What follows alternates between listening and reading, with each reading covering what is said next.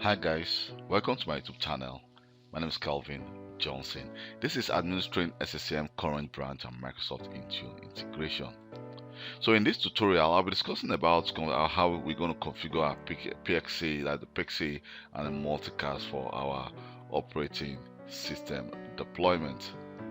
So if I go to my configuration manager, and here we have on our administration, we have our distribution point. So if I click on distribution point, here if you are working in a big environment, definitely you're going to have a different distribution point which has been created here. So I'm going to create some distribution point in a new subsequent video. So first of all, what we want to do, we want to actually configure or enable PXE and the multicast for our operating system deployment. So what you need to do is to right click on this distribution point and then click properties.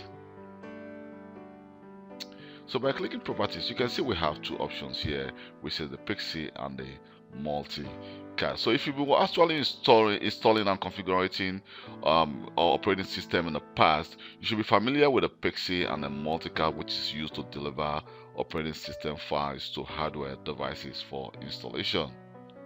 So if you are installing a device for the first time or trying to reinstall a new device, there's a pre-boot on that device when connected to the network, which of course will detect the PXE configuration if you've configured it on Configuration Manager.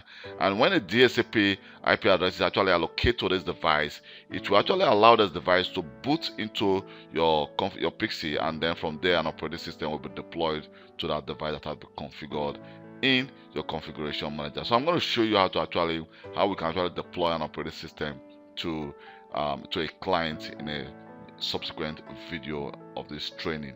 So let me go to my PXE, and here on our PXE you can see we have the option to actually enable PXE support for clients. So by enabling PXE support, you can see it says that for PXE requests, UDP port 76869 and 4001.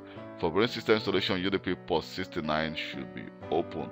So by default, it says when you use the PXE client computer, use the following port to connect to the system site server.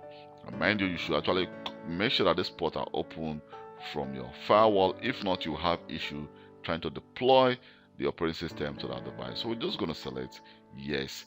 And for now, you can see we have the option to actually allow this distribution point to respond to incoming PXE requests. We can actually select that for now, or we can say require a password when computers use the PXE. I can uncheck that and say respond to PXE requests on all network interface, or we can use a specific network, which of course you will need to select the network, the MAC address of that network. But for now, I'm just going to select respond to the PXE request on all network interface. But mind you, the PXE actually will only deploy a single operating system to a single machine.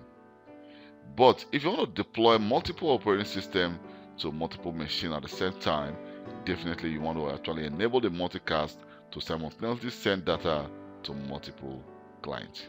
So here we're going to use the computer account of this distribution point to connect to the primary site database. And here you can see our multicast address settings is going to use IP address with any range. So we can actually configure it to use IP address from a specific range to end in a specific range. But I'm going to go for the first one and then just click apply.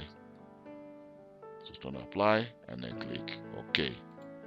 So in one of my video in this training, I'm going to show you how to actually deploy an operating system to a client machine. And for this training, I'm actually using a virtual machine or a physical device, because if I'm going to use a physical device, definitely I will need a lot of devices, which of course I think the virtual machine can just have one server, and that server install my different virtual machines. So if you can see that I have my domain control, my configuration manager, my client devices, and also here is a Windows 11 device, and we also have a Windows 10 device. So I'm actually trying to install more devices for this training during the process of this training.